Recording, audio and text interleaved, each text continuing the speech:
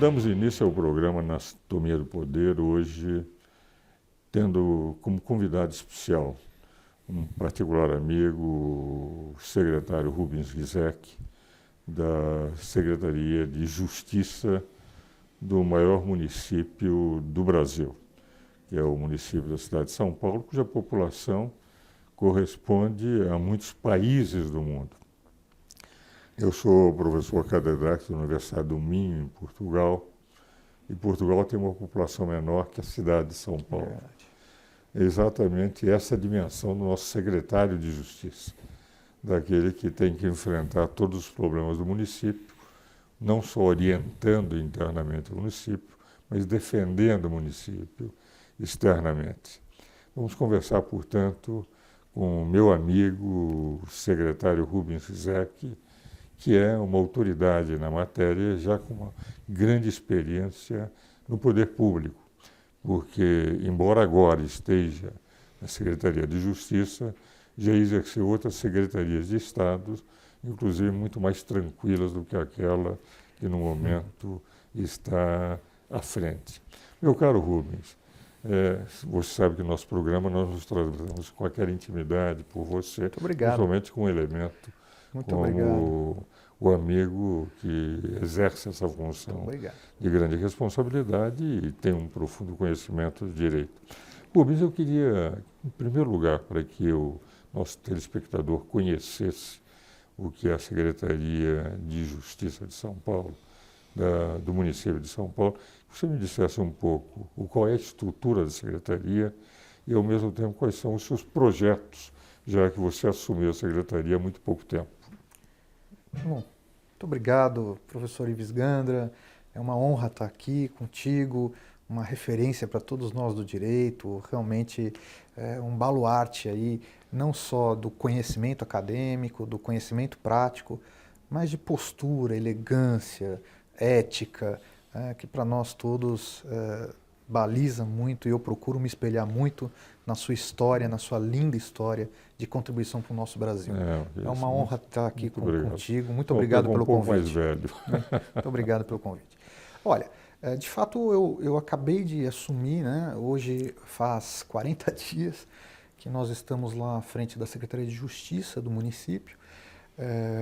Convite honroso que me fez o prefeito Bruno Covas. E, de fato, a sua introdução ela é muito verdadeira, é uma estrutura muito grande. Hoje, na Secretaria de Justiça, nós cuidamos ali, ligado ao gabinete do secretário de Justiça, toda a Procuradoria-Geral do município, a Procuradoria Municipal, que é um corpo excelente, excelente. Eu realmente estou, nesses 40 dias, muito bem impressionado com a qualidade técnica dos nossos advogados municipais, dos nossos procuradores. Quantos são? Olha, então ligado a nós lá na Secretaria de Justiça, nós temos a Procuradoria Municipal. A Procuradoria Municipal hoje conta com um pouco mais de 300 procuradores na ativa. O prefeito Bruno Covas ele está autorizando uma reposição de mais 20 nos próximos dias, de um concurso que nós temos feito. E, enfim, os procuradores trabalham muito, porque os problemas são cada dia mais complexos, mais delicados e mais numerosos. Dizem que você recebe para ter que suspender uma liminar por hora, é verdade? Tem dia, Ives, tem dia que é mais ou menos isso. Até o pessoal brinca lá na Procuradoria que, fazendo aqui a cópia dos programas de prevenção de acidentes de trabalho, nós vamos colocar uma placa lá na porta da Prefeitura, estamos a 1 hora sem liminar. E talvez não consigamos. Talvez não consigamos. Mas ali, de fato, isso nos leva a uma discussão, uma reflexão, que agora, neste cargo, me preocupa demais. Já me preocupava antes, mas agora eu sinto na pele, diariamente, com os colegas de administração. Tudo é judicializado, tudo. E judicializado de formas várias, né? São ações populares, são ações civis públicas propostas não só pelo Ministério Público, mas pelos outros entidades legítimas para propô-las. Nós temos aí mandados de segurança, mas são muito numerosos, né? E, ao mesmo tempo, nessa saraivada, nessa enxurrada de judicialização, nós percebemos também um certo, como eu diria, um certo colapso na análise mais pormenorizada ou zelosa da concessão de cautelares, não é? Evidentemente que nós conhecemos e reconhecemos a dificuldade dos magistrados, né, quando se colocam questões urgentes, e são mesmo, né, mas são muitas medidas cautelares, né, muitas medidas cautelares, e isso acaba concentrando as nossas energias, dos nossos mais de 300 procuradores, dos nossos 160 auditores lá da Controladoria, enfim, toda a nossa atenção, ela em vez de se ocupar mais de uma pauta positiva, de um trabalho mais proativo, que entrega coisas para a população, melhora, transforma, a gente fica sempre muito ocupado em correr atrás das emergências, das cautelares, das urgências, uma atrás da outra. Quando parece que você toma o fôlego para pensar em algo mais propositivo, já vem uma outra urgência, uma outra cautelar, uma outra emergência. Então, isso, abrindo meu coração, eu acho que é importante colocar isso para a sociedade, sem acusar nada nem ninguém, mas é uma situação fática que nos causa muita preocupação. Você sabe, Rizek, na semana passada nós recebemos aqui o professor Sérgio Ferraz, que aliás é seu amigo também. Muito meu amigo, é uma referência. E é uma referência no direito administrativo. Nós estamos conversando sobre o judicialismo. Eu tinha colocado uma questão para ele, que ele concordou inteiramente. No momento em que o judiciário passou a ter um ativismo político, quer dizer, saiu da sua função exclusivamente do poder judiciário para atuar com aquilo que eles chamam de judicialização da política, politização do judiciário, consequencialismo, neoconstitucionalismo, deu o rótulo que você der, mas invadiram competências de outros poderes.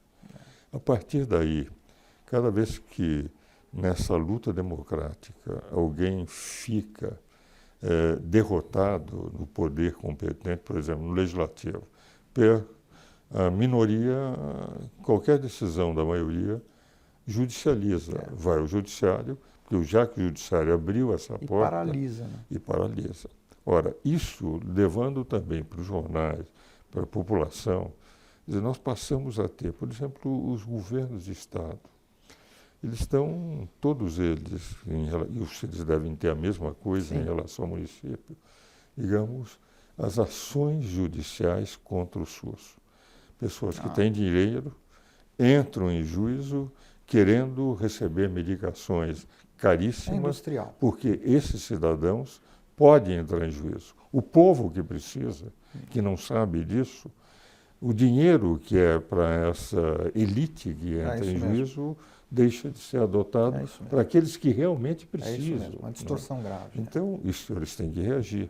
Então, essa judicialização em que tudo se vai ao judiciário, porque o judiciário resolveu entrar em tudo, faz com que toda a administração fique difícil. E, por outro lado, apesar de eu ter grande admiração, grandes amigos, alguns professores do Ministério Público trabalhando nas nossas instituições acadêmicas, a verdade é que a toda hora o Ministério Público entende que pode administrar a cidade. Tem que fazer dessa maneira, daquela outra, o que leva para a sua secretaria uma carga de trabalho. E se o Ministério Público fosse só Ministério Público, Poder Judiciário, só Poder Judiciário, seria reduzido e vocês poderiam fazer outras políticas públicas que seriam mais fáceis a partir da sua secretaria. Né? Professora, eu acho que a gente precisa acertar melhor essa calibragem. Tá descalibrado. Né? Eu acho que isso é algo que não é fácil, né? Porque nós entendemos o papel e as responsabilidades das instituições, mas está descalibrado. Eu diria para o senhor que, hoje em dia, quando eu estava na faculdade, lá na nossa academia, do Largo São Francisco, no final dos anos 80, ser revolucionário era extrapolar a interpretação normativa. Né? Então, os normativos eram os quadrados, eram os reacionários, e quem tinha lá movimentos de direitos mais próximos ao cidadão e etc., e toda essa mutação na interpretação da lei, etc., né? E isso era o bonito, o revolucionário. Hoje, o revolucionário é seguir a lei. Exato. É interessante, porque o normal é extrapolar. Né? Então, quem segue a lei, quem faz o seu trabalho ali, cada qual no seu quadrado, como dizem por aí, não é? E fica dentro das suas... tem foco na sua responsabilidade e faz o trabalho com as suas limitações tradicionais, costumeiras e próprias do sistema nosso, que já é antigo, né? É um revolucionário hoje, né? Que antigamente era chamado de quadrado, então mudou, né? E de fato hoje esse ativismo, né, ele está praticamente a regra, não é mais a exceção como era antigamente. O que traz uma insegurança jurídica muito grande. Vamos agora aos nossos comerciais, vamos continuar conversando.